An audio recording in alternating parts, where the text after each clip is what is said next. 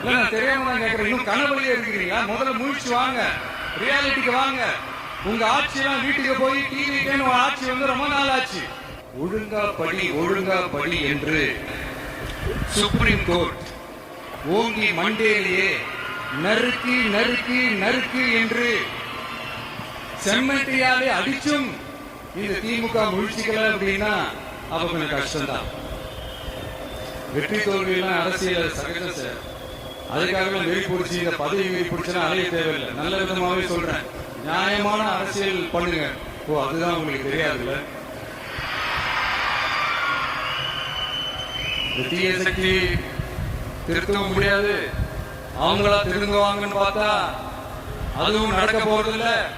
அதனால வரப்போற இடைத்தேர்தல் மக்களே இந்த தீய சக்தி திமுகவை நல்லா வெச்சு வெளுத்து விடுங்க.